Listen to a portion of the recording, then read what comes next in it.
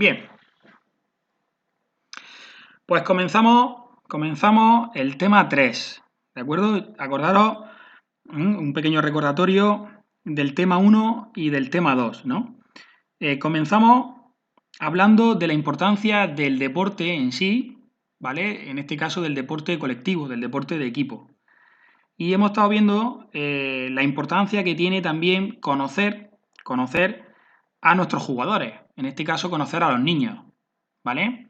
Conocer cuáles son las inquietudes, las motivaciones, lo que nos demandan los niños, conocer cuál es su desarrollo evolutivo y madurativo, acordaros las fases sensibles, en qué fases teníamos que incidir ciertos contenidos, porque para ellos le era mucho más fácil el aprendizaje, ¿de acuerdo? Y todo ese conocimiento que nos viene de conocer nuestro deporte, conocer la complejidad que tiene nuestro deporte a la hora de enseñarlo y, por supuesto, desde el otro lado, ¿no? Entenderlo, pues hace que si yo conozco a quién le voy a entrenar, a quién voy a entrenar, a quién le voy a dar esa clase de balonmano y el balonmano, pues todo me va a moldear el tipo de actividad de aprendizaje, el tipo de tarea de aprendizaje que voy a programar y va a moldear también la planificación de mi enseñanza.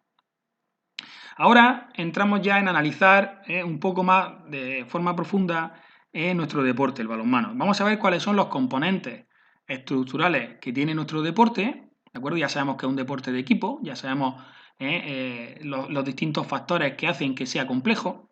Pues vamos a ver ahora los componentes estructurales que van a rodear y que van a enriquecer todas las tareas de aprendizaje que yo voy a desarrollar. Luis Javier Chirosa se centrará en cómo elaborar esas tareas de aprendizaje y cómo entrenar de manera integrada, ¿no? El entrenamiento integrado. Y luego vamos a ver también el ciclo de juego. El ciclo de juego, conocer la lógica interna de nuestro juego, ¿no? De nuestro deporte. Bien, lo primero de todo es saber que existen una serie de elementos. Va a haber unos elementos que son estables, unos elementos que son inestables, ¿de acuerdo? Pero al final son elementos estructurales, ¿no? Que le dan forma a nuestro deporte y por eso es balonmano. Si no fuera por la existencia de estos elementos, no podríamos llamarlo balonmano, ¿vale? Por lo tanto, tenemos un móvil, que por supuesto es el balón, ¿de acuerdo? Tenemos una portería, una meta, otros deportes tienen una canasta, nosotros tenemos una portería como meta, con sus dimensiones, que nos dará también el reglamento, ¿de acuerdo? Tenemos un terreno de juego, 20 por 40, también que nos lo dan el reglamento. Tenemos unos compañeros con los cuales voy a intentar conseguir el objetivo, ¿no? Que tiene, o el fin último que tiene nuestro deporte, que es conseguir el máximo número de goles para poder vencer al equipo contrario, ¿vale? Y tenemos unos adversarios que van a oponerse o van a intentar que no consiga ese objetivo, ese fin último. Y por supuesto tenemos un reglamento que lo que va a hacer es condicionarme el resto de elementos. ¿De acuerdo? ¿Por qué? Porque el reglamento me va a decir cómo puedo utilizar el balón y cómo no puedo utilizar el balón. Porque el reglamento me va a decir cuánto mide la portería. No todas las porterías son válidas para poder jugar.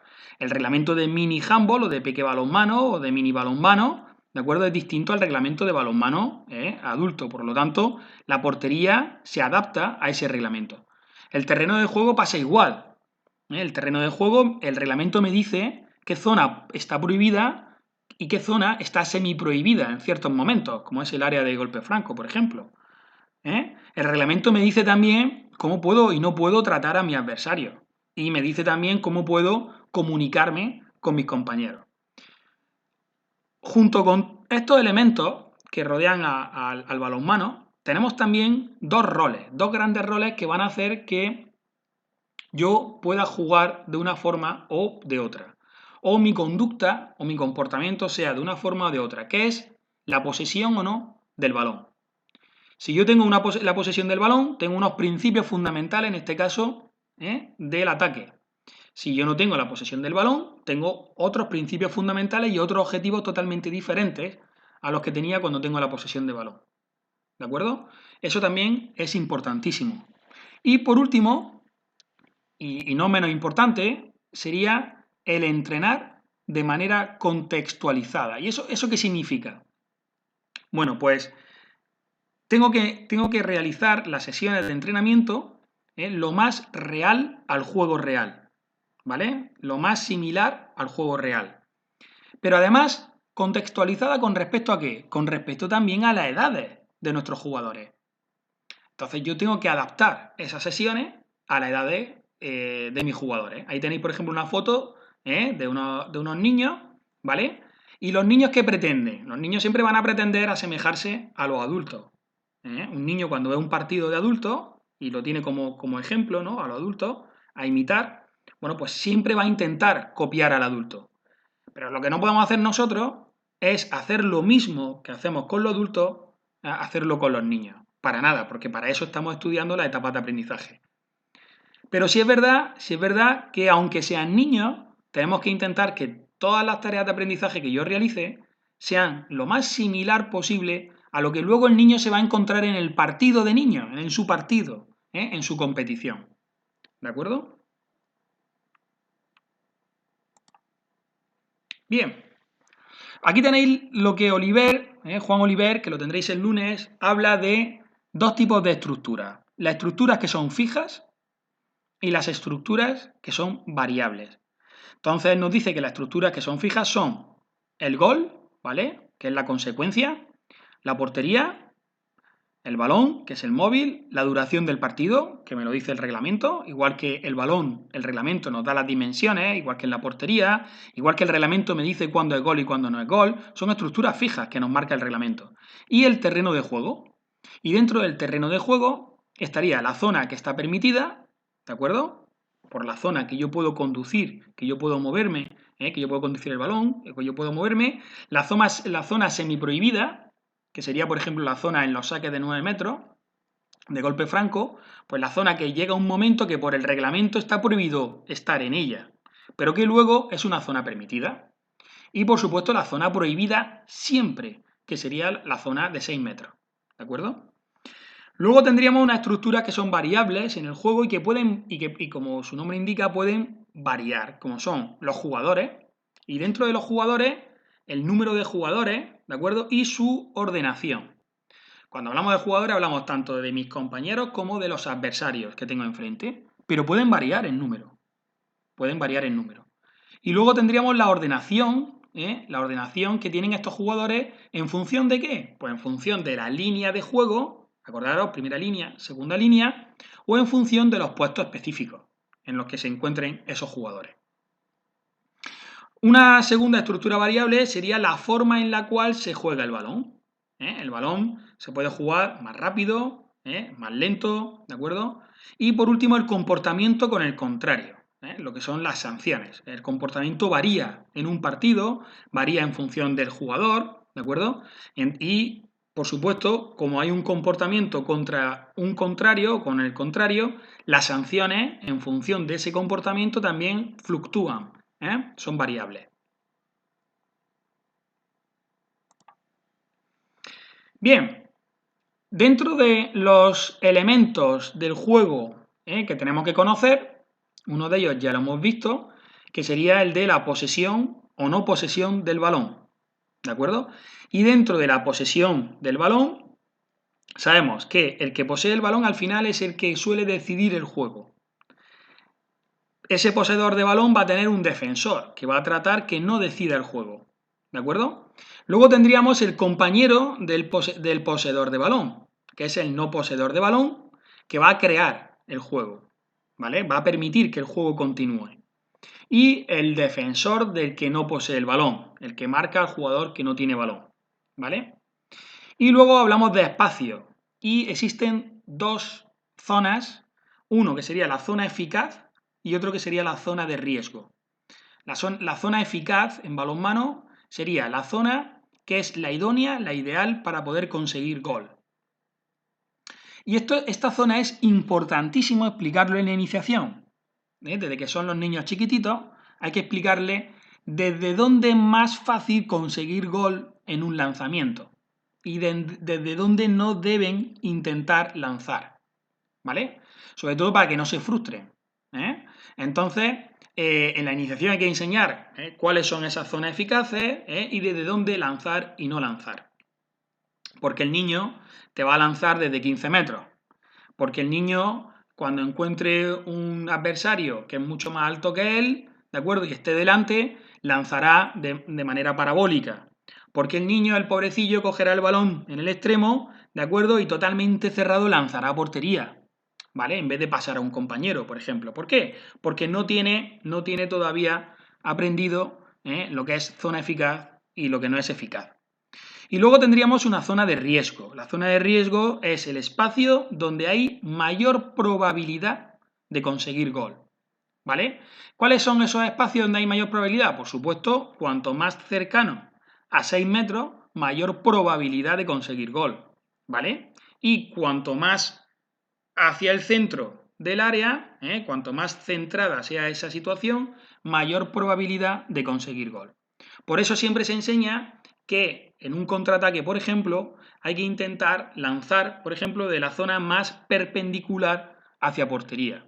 Es decir, desde el centro del área y lo más cercano a 6 metros, aunque luego se le enseña al jugador a saltar hacia un lado o hacia otro para abrir el ángulo del portero. Pero a nadie le entra en la cabeza que un jugador lance desde 13 metros en un contraataque, pudiendo llegar hasta 6, ¿no? Pudiendo llegar hasta 6 metros.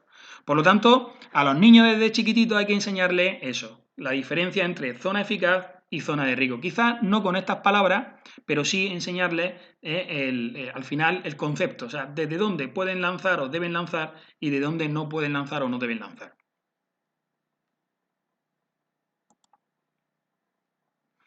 Bien, a nivel histórico, ¿de acuerdo? Han existido tres grandes modelos o filosofías, ¿no? que han estudiado, que han abordado el análisis de la estructura del balonmano.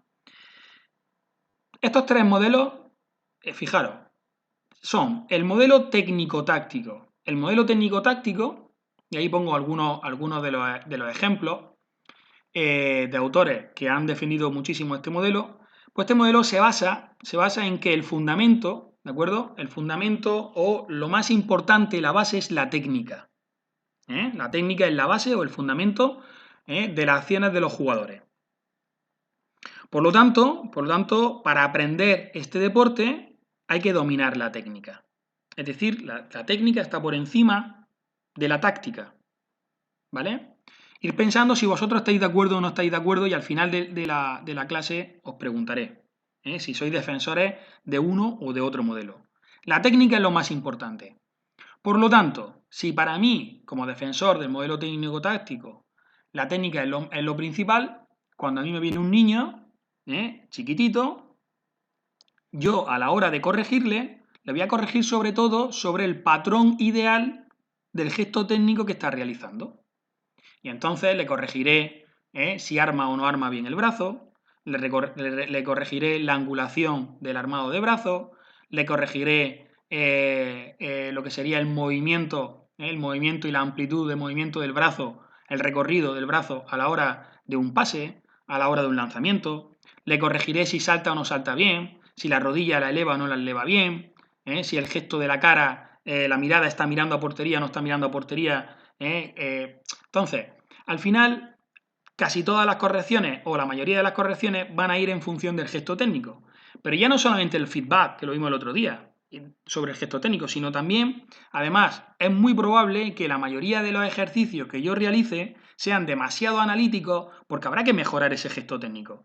Y yo pensaré que se mejora, como comenté el otro día, el gesto técnico, por ejemplo, del pase, pues cuanto más pases se realicen, pues mejor se realizará ese gesto técnico.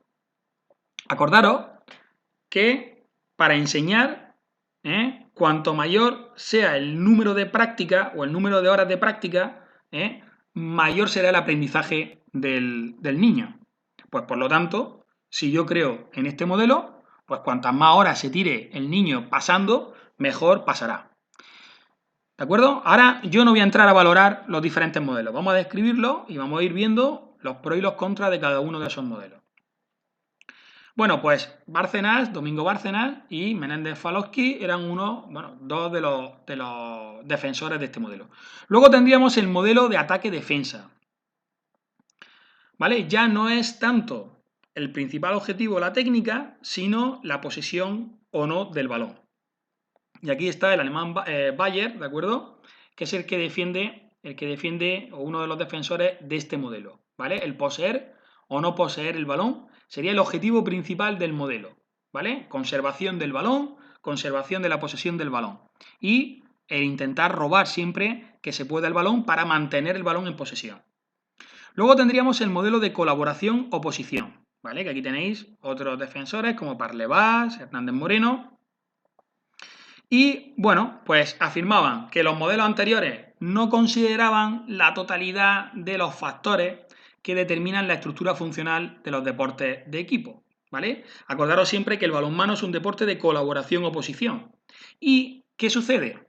¿Por qué el balonmano es tan complejo? Acordaros, las situaciones cambiaban en un segundo. Había tantas situaciones diferentes que teníamos que darle el mayor número de experiencias al jugador, ¿vale? Por lo tanto, hay muchísimos factores que van a estar influenciando al jugador y la técnica es uno de ellos, pero no es el único. Bien, aquí tenemos a Juan Antón, ¿vale? Que en el 98 nos dice lo siguiente, y voy a leerlo tal y como él lo tiene en su libro. El balonmano tiene una estructura funcional que nace de los objetivos que establecen los principios generales y específicos del juego. Estos, a su vez, determinan la conducta del jugador y sus intenciones tácticas. La interacción de estas intenciones promueve la aparición de medios tácticos de distinta complejidad. Respetando los principios del juego y combinando los medios entre sí, los medios tácticos, seleccionándolos de tal manera que se adapten a la potencialidad de los jugadores, se desarrollan los sistemas de juego que pueden llevarse a cabo de distinta manera, de distinta forma. Y, finalmente, la selección de los medios tácticos y de los sistemas adaptados a las características de un adversario concreto en una circunstancia determinada nos lleva a la estrategia operativa. Bien, pues aquí Juan ha descrito perfectamente la evolución de la estructura, ¿vale? De la estructura del balonmano. ¿Por qué? Porque en función del principio general y específico y de los objetivos, va a haber una determinada conducta que va a tener un jugador, ¿eh? Posesión de balón, no posesión de balón, y además eso va a forzar directamente a las diferentes intenciones tácticas que puede aplicar ese jugador. Una vez que el niño ha aprendido, que vosotros lo habéis visto en la asignatura de formación técnico-táctica, una vez que el niño ha asimilado y sabe utilizar y aplicar las diferentes intenciones tácticas, y para eso tiene que conocer la lógica interna de nuestro deporte, porque van totalmente ligados intenciones tácticas a lógica en la lógica interna del deporte, una vez que el niño la sabe aplicar, entonces aparecen los medios tácticos. Y sabemos que dentro de los medios tácticos, ¿de acuerdo? Hay medios tácticos de menor complejidad y medios tácticos de mayor complejidad. Una vez que el niño o el jugador es capaz de utilizar, conocer y utilizar, saber aplicar los diferentes medios tácticos en las diferentes situaciones, aparecen entonces los sistemas de juego, tanto en defensa como en ataque. Y una vez que sabemos aplicar los sistemas de juego, hablaremos de estrategia porque la estrategia se aplica en función del adversario que yo tenga enfrente, en función de las características del adversario y, por supuesto, en función también de las características de nuestros jugadores. ¿Vale? Pues este al final es el recorrido. ¿Y esto qué significa? Esto es importantísimo. Este párrafo es importantísimo. ¿Por qué? ¿Cuántos entrenadores aplican un sistema de juego, ¿de acuerdo?, para el cual sus jugadores no están preparados porque no saben aplicar los medios tácticos necesarios para llevar a cabo ese sistema de juego? Muchísimos entrenadores. Yo no puedo aplicar un sistema de juego si mis jugadores no conocen y saben aplicar los medios tácticos necesarios para poder llevar a cabo ese sistema de juego. ¿Vale? Entonces, bueno, pues es muy importante, y para eso están las etapas de aprendizaje, lo comento, están las etapas de aprendizaje, es muy importante ir aprendiendo poco a poco los diferentes medios tácticos, tanto en ataque como en defensa. Bien, y aquí tenéis, yo creo que la mayoría de vosotros segurísimo que ha visto famosa figura, ¿vale? Que es, esto es una adaptación, ¿no? de la figura que aparece en la fase del ciclo de juego de Juan Antón, ¿no? del 2004, ¿vale? ¿Por qué lo he puesto? Porque es muy gráfico y es muy fácil de aplicar y de entender y de aplicar, ¿vale? Bien, fijaros que en el centro está el balón. El balón está en rojo porque es el que me va a mí me va a forzar el rol que yo tengo dentro del ciclo de juego. El rol de equipo que entra en posesión del balón tras el lanzamiento del equipo contrario, o el rol de el adversario se apodera del balón, ¿de acuerdo? Y yo paso a defender, ¿vale? Entonces, si yo tengo el balón y mi equipo entra en posesión del balón, lo primero que surge en el balonmano es la primera intención de atacar, ¿no? La primera intención de ir a marcar gol. Esa primera intención se denomina, como todos sabéis, primera oleada, ¿vale? Dentro de la fase de contraataque. Y la primera oleada, normalmente la primera oleada intervienen siempre entre uno o tres jugadores. Entre uno o tres jugadores. Si intervienen 4 jugadores, ya no es primera oleada. Ya hablaríamos de contraataque ampliado o segunda oleada. ¿Vale? ¿Cuándo surge este contraataque ampliado o esta segunda oleada? Cuando no he podido realizar la primera oleada, por lo que sea, porque los adversarios me han marcado, ¿vale? Y están marcándome los espacios, ¿de acuerdo? Porque el portero ha cogido el balón a destiempo, por lo que sea, no hay factor sorpresa, ¿vale? Y no puedo comenzar con la primera oleada. Entonces surge la segunda oleada, contraataque ampliado, donde intervienen entre 4 y 6 jugadores. Bien, no terminamos aquí la fase de contraataque. Hay otra fase, que aunque no está aquí en el gráfico, que es la fase de contraataque mantenido, ¿vale? La fase de contraataque mantenido que se denomina tercera oleada, ¿vale? ¿Qué diferencia hay entre la fase de contraataque mantenido o tercera oleada y la fase de organización y desarrollo del sistema ofensivo? Muy fácil, ¿vale? Entre ambas fases, la primera fase tiene la intención de atacar sin que la defensa haya podido realizar los cambios de ataque-defensa, sin que la defensa se haya organizado totalmente, sin que la defensa esté todavía cómoda, ¿vale? Y la organización y desarrollo del sistema ofensivo, ¿vale? Ahí es donde se producen los cambios de ataque-defensa, tanto en el equipo atacante como en el equipo, contrario, ¿vale? De los adversarios. Por lo tanto, esa es la gran diferencia.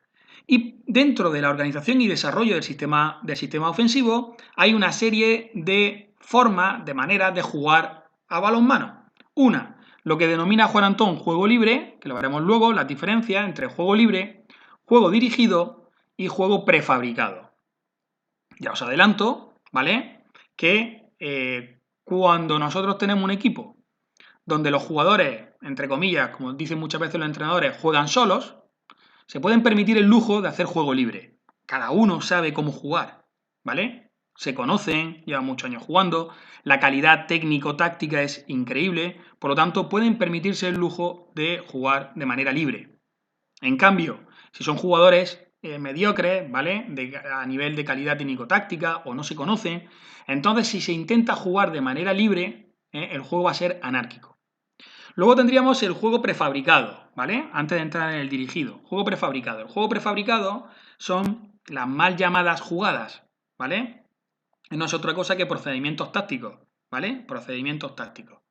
Y el juego dirigido, que es el juego que más se realiza o más se practica en los partidos y en balonmano, ¿vale? Este juego dirigido puede ser o bien posicional o bien circulante. Hay equipos que son más de juego dirigido posicional, donde cada jugador suele jugar sobre todo el mayor tiempo del partido en su puesto específico, pero hay otros equipos que tienen muchísima movilidad y dinamismo y utilizan mucho la circulación de jugadores, ¿de acuerdo? Y entonces sería un juego dirigido más circulante que posicional.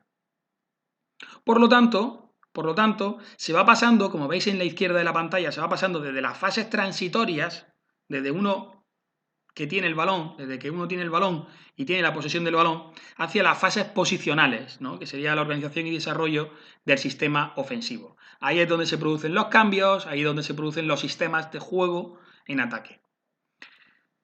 Lanzamos a portería, ¿de acuerdo? Perdemos el balón o nos roban el balón y entonces cambiamos totalmente el rol en el ciclo del juego. Y comenzamos otras fases distintas, ¿vale? Totalmente antagónicas a las anteriores, pero que van en paralelo. La primera fase que realizamos en defensa sería el repliegue defensivo, ¿de acuerdo? Repliegue defensivo que no es correr dando la espalda al portero, o sí, depende. Depende. ¿De qué depende, por ejemplo? Esto es una pregunta que yo muchas veces le hago a mi alumno. ¿De qué depende? Pues depende de si el balón ha salido ya de la mano del portero. Si el balón ha salido de la mano del portero y sé claramente cuál es la trayectoria que lleva ese balón, pues si corro de espalda al portero mirando a mi portería, voy a correr más rápido que si corro mirando al portero que ha lanzado el pase largo. ¿Vale? Por eso es un error correr mirando a mi portería. Sí, siempre y cuando no suceda lo que he explicado. ¿Vale?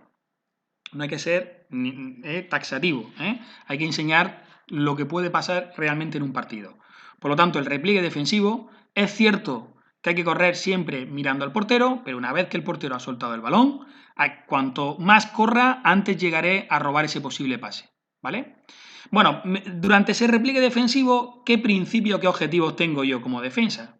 Primero, como equipo. Primero, equilibrio espacial. ¿Y eso qué significa? Y muchos de vosotros, seguramente vuestros entrenadores, os lo habrán dicho cuando habéis sido jugadores. Intentar ocupar el máximo de espacio posible. Poneros en la piel de un portero. El portero tiene el balón y va a lanzar el contraataque en primera oleada. ¿De acuerdo? A un extremo que sale corriendo, y entonces de pronto ve a jugadores colocados en diferentes espacios del terreno de juego, pues muy posible que no lo vea claro y que no lance ese contraataque. Por lo tanto, la fase de primera oleada ya se las hemos anulado y tendrían que comenzar con la segunda oleada. Por lo tanto, ya hay más tiempo, o yo tengo más tiempo para poder recuperar y llegar a la última fase en defensa lo más equilibrado posible. Equilibrio espacial, primero. Y aquí existen sistemas de repliegue defensivo, ¿de acuerdo? Igual que existen sistemas de contraataque, existen sistemas para realizar repliegue defensivo. Os subiré un artículo, ¿vale?, de trabajo, creo recordar que era de Juan Antón, donde habla de diferentes formas de hacer el repliegue defensivo. Y él propone una, ¿vale? Por supuesto, como en ataque, con los procedimientos tácticos, pasa igual en defensa. Dependiendo del jugador que yo tenga, le valdrá o no le valdrá lo que haya visto que otro ha hecho. ¿De acuerdo? ¿Esto qué significa? Que igual un entrenador propone un procedimiento táctico en ataque o propone un sistema de defensa que a él le va perfecto con su equipo, con sus jugadores. Pero yo no puedo copiarlo al pie de la letra porque mis jugadores no son sus jugadores. ¿Vale? Bien, equilibrio espacial. Segundo, por supuesto, retroceso. ¿Vale? Retroceso, eso está clarísimo. No puedo quedarme, a no ser que haya un rechace. A no ser que haya un rechace, el balón salga por mi lado, entonces sí me quedo a recoger ese balón. Pero si el balón lo tiene claramente el portero con las dos manos y vemos que el balón no va a salir rechazado, entonces por supuesto retroceso siempre. Y esto del retroceso es un error que muchos jugadores cometen, ¿vale? Muchos jugadores, ya sea por su conducta, mala conducta en este caso, ¿de acuerdo? De no bajar a defender, ¿vale? No ayudar a los compañeros, no sacrificarse por los compañeros, ¿vale? O bien porque no entienden que es que puede haber superioridad numérica en el lado contrario en mi campo y que por lo tanto, debido a que yo no retrocedo, mis compañeros están en inferioridad numérica y por lo tanto es más fácil marcar gol para el equipo contrario. Todo eso hay que enseñárselo también a los niños, ¿de acuerdo? La importancia que tiene el replegarse. Y el tercer principio u objetivo sería la presión. La presión. Presión no significa que me quede en 6 metros a obstaculizar el pase del portero Presión no significa, que puede ser que en algún momento dado sí lo signifique, pero presión no suele significar el quedarme presionando al jugador que va a pasar el balón el portero, ¿vale? Presión significa que yo tengo que estar cerca de algunos de los apoyos, de los posibles apoyos que tiene el equipo contrario para iniciar su contraataque. Eso es la presión, ¿de acuerdo? Y aquí hay muchas formas de replegarse, hay muchas formas de presionar. Desde la típica y tradicional manera de que cada uno coge al suyo, por ejemplo, ¿de acuerdo? Cada uno coge al suyo. Y cuando somos niños tenemos a veces la mala suerte de que el que me ha tocado cubrir, mi par, es mucho más rápido que yo. Por lo tanto, durante el entrenamiento, durante el partido, me mete 10 goles. Y no, es que no consigo poder marcarlo, ¿de acuerdo? Entonces depende de las características de los jugadores y depende del equipo contrario en la forma de replegarnos que tengamos que utilizar. Luego tenemos también una segunda fase, que sería la temporización defensiva. Una fase intermedia, ¿de acuerdo? Donde, por supuesto, nuestro objetivo sigue siendo defender la portería, ¿vale? Pero también tenemos otro objetivo, igual que teníamos en el objetivo de repliegue defensivo, pero tenemos ya otro objetivo que es el conquistar el balón, es decir, el recuperar el balón, la temporización defensiva. Y aquí, pues tenemos la defensa hombre al balón, ¿de acuerdo? O defensa en línea de pase. ¿De qué depende? Depende de la calidad de nuestros jugadores. Dependiendo de la calidad de nuestros jugadores, podremos aplicar una o podremos aplicar otra. Dependiendo del ritmo del partido, podremos aplicar una o podremos aplicar otra. Pero ambas hay que enseñarlas, ¿de acuerdo? Y pasamos a la última fase, que sería la fase de organización y desarrollo del sistema defensivo. Hemos replegado totalmente, hemos anulado una primera oleada, hemos anulado incluso hasta la segunda, a lo mejor la segunda oleada, ¿vale? Y no ha dado tiempo a llegar totalmente a nuestra portería, a nuestra área y organizarnos y desarrollar el sistema defensivo que nuestro equipo desarrolle. Y aquí existen tres maneras: sistemas defensivos que se defienden por zonas, sistemas defensivos de defensa individual, ¿de acuerdo? O sistemas defensivos donde se utilizan mixtas, ¿vale? Por lo tanto, pasamos de una fase transitoria, que sería el repliegue defensivo, a una fase posicional, que sería la organización y desarrollo del sistema defensivo. Y así es siempre. Ese es nuestro ciclo de juego. Ese es nuestro ciclo de juego, ¿de acuerdo? Donde en el centro de nuestro organigrama, de nuestra estructura, está la portería, que es el fin último, y el balón, que sin el balón no conseguimos el objetivo del juego, ¿vale? Y en función de si tengo o no tengo el balón, pues tendré unos principios y unos objetivos diferentes, ¿vale? Y esto es tan bonito que hay que intentar enseñárselo de la manera más didáctica a nuestros jugadores, ¿vale? Bien, según Juan de Dios Román, ¿vale? Dependiendo de la premura y del número de efectivos que existan en el contraataque, ¿vale? Hablaremos de lo que he comentado anteriormente. Primera oleada, ¿vale? Donde Juan incluso cuantifica el número de jugadores. Primera oleada, pocos jugadores implicados, transición muy rápida, mayor velocidad. Contraataque ampliado, segunda oleada, ¿de acuerdo? Intervienen la mayoría de los jugadores, se produce mayor número de pases, la velocidad es menor que en la primera oleada. Y contraataque mantenido o tercera oleada, ¿de acuerdo? En donde en ella se intenta aprovechar todavía la desorganización defensiva, que se une a la fase de transición y organización, ¿vale? Intentando atacar sin que existan esos cambios defensivos. Seguro también que habéis escuchado muchas veces a los entrenadores decir que hay que intentar, en el caso de que un equipo tenga muchísimos cambios ataque-defensa, tenemos que intentar contraatacar, ¿de acuerdo? Y acabar, o intentar acabar, por el puesto específico del jugador que no es especialista en defensa, ¿vale? Que es especialista en ataque, pero no le ha dado tiempo a cambiarse. Pues por ahí hay que atacar, ¿verdad? Seguro que lo habéis escuchado muchísimas veces. Y seguro que también habéis escuchado muchísimas veces al contrario. El entrenador que le dice al jugador que tiene que cambiarse, en el caso de que no te dé tiempo a cambiarte y haya contraataque del equipo contrario, por favor, vete al exterior a defender, ¿verdad? ¿Por qué? Porque dentro de lo malo es lo menos malo, desde el punto de vista defensivo. Por lo tanto, cuando ya hemos pasado a categoría donde el juego es especializado, donde los puestos específicos existen, ¿vale? Y cada jugador juega en un puesto y se nos permite también el cambio ataque-defensa, se puede aprovechar muchísimo el contraataque.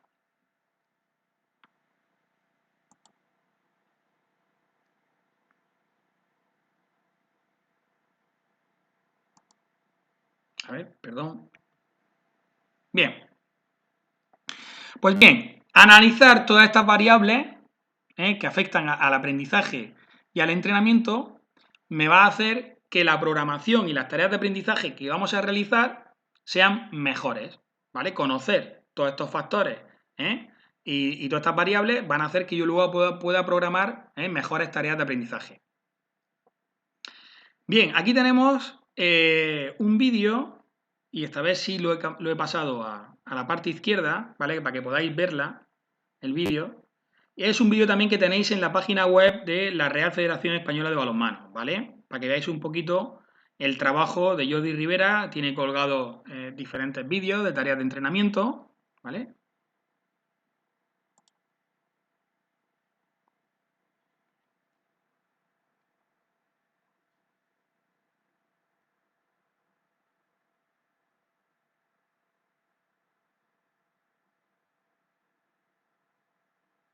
Contraataque 1 contra 0, más 2 contra 1, más 3 contra 2, ¿vale?